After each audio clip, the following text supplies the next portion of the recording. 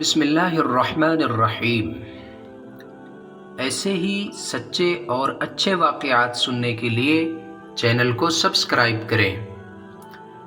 سلطان الہند خواجہ غریب نواز رحمۃ اللہ علیہ۔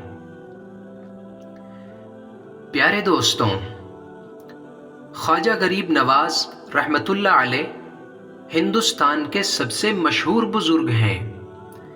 بچہ بچہ ان کا نام جانتا ہے۔ اللہ تعالیٰ نے آپ کو پوری دنیا میں شہرت عطا فرمائی ہے اور سبھی کے دلوں میں آپ کی محبت ڈال دی ہے۔ یہی وجہ ہے کہ ہر سال لاکھوں عقیدت مند اجمیر شریف آتے ہیں اور خواجہ صاحب کی درگاہ پر حاضری دیتے ہیں۔ خواجہ صاحب 14 رجب 536 ہجری مطابق 1141 عیسوی کو خراسان کے نزدیک سنجر نامی گاؤں کے ایک امیر گھرانے میں پیدا ہوئے۔ آپ کے والدین نے آپ کا نام معین الدین رکھا۔ آپ نسبی اعتبار سے سید ہیں۔ آپ کا نسب علی بن ابی طالب رضی اللہ عنہ سے جا کر ملتا ہے۔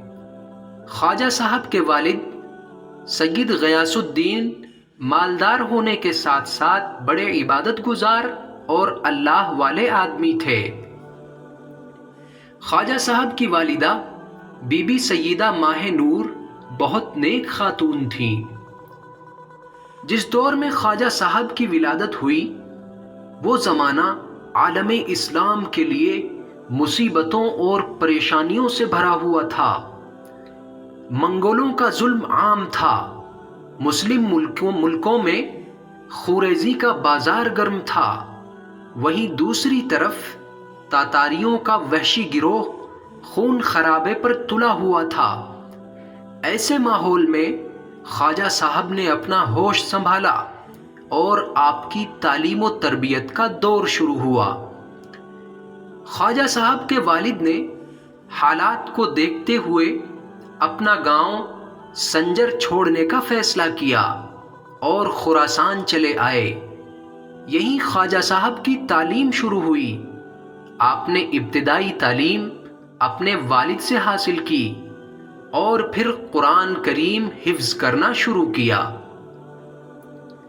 خواجہ صاحب بچپن ہی سے بڑے نرم دل اور دوسروں کا خیال رکھنے والے تھے۔ اگر کسی کو پریشانی میں مبتلا دیکھتے تو بے چین ہو جاتے اور ہر ممکن کوشش کرتے کہ کسی طرح پریشان شخص کی پریشانی دور ہو جائے۔ ایک مرتبہ کا واقعہ ہے کہ عید کا دن تھا۔ ہر طرف خوشی کا ماحول تھا۔ خواجہ صاحب ابھی بچے ہی تھے اور اپنے گھر والوں کے ساتھ نہایت عمدہ اور قیمتی لباس پہن کر عید کی نماز پڑھنے کے لیے عیدگاہ جا رہے تھے۔ راستے میں ایک اندھے لڑکے کو پھٹے پرانے کپڑوں میں دیکھا۔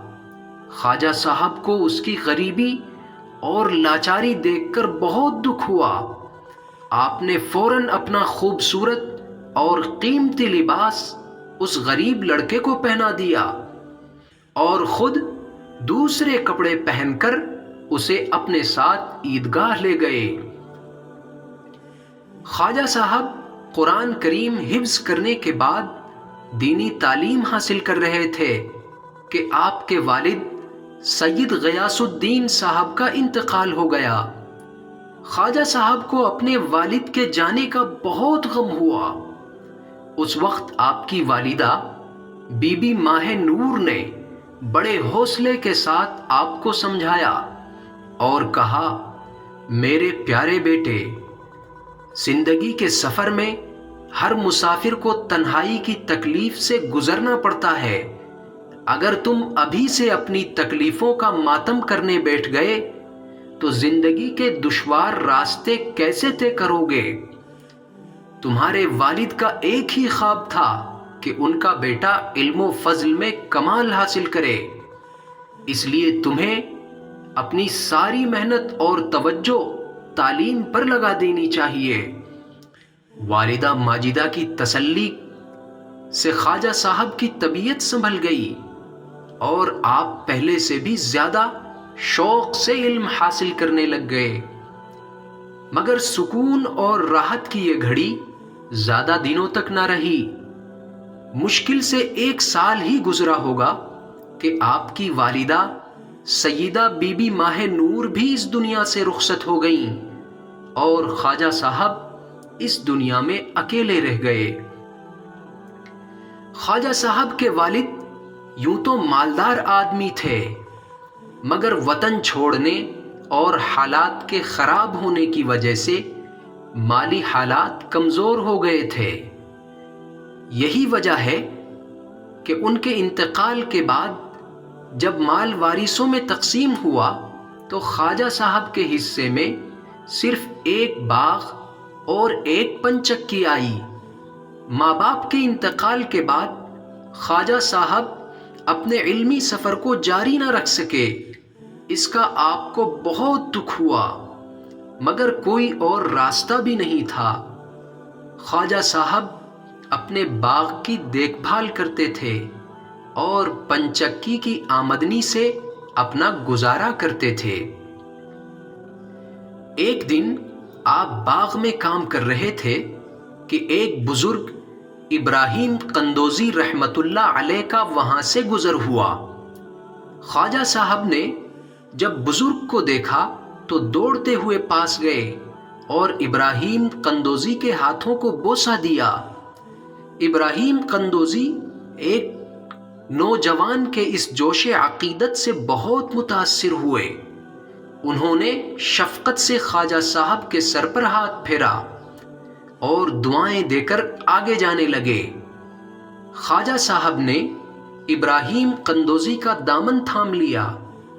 ابراہیم قندوزی نے محبت بھرے لہجے میں پوچھا، اے نوجوان، آپ کیا چاہتے ہیں؟ خواجہ صاحب نے کہا، آپ چند لمحے اور میرے باغ میں ٹھہر جائیے، کون جانتا ہے کہ یہ سعادت مجھے دوبارہ نصیب ہوگی یا نہیں۔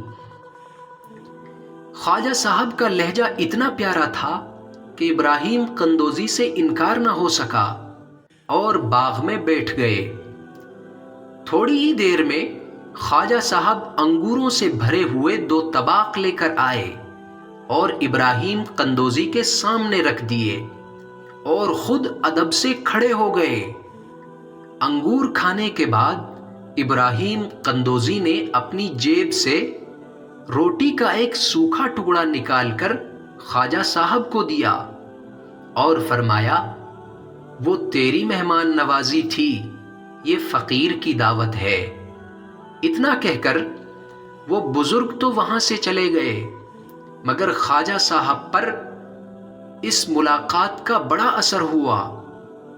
اس بزرگ کی دی ہوئی سوکھی روٹی جب سے پیٹ میں گئی، خواجہ صاحب نے اپنے اندر ایک بدلاؤ محسوس کیا اور یہ کیفیت دن بدن بڑھتی چلی گئی۔ چنانچہ ایک دن خواجہ صاحب نے اپنا باغ اور پنچکی بیچ کر اس کی قیمت غریبوں میں بانٹ دی اور علم حاصل کرنے کے لیے اپنے وطن کو چھوڑ دیا۔ دوستوں، ویڈیو اگر پسند آئے تو لائک کرنا نہ بھولیں اور جاتے جاتے ایک پیارا سا کمنٹ بھی کرتے جائیں۔ ملتے ہیں اگلے ویڈیو میں، تب تک کے لیے السلام علیکم ورحمۃ اللہ وبرکاتہ۔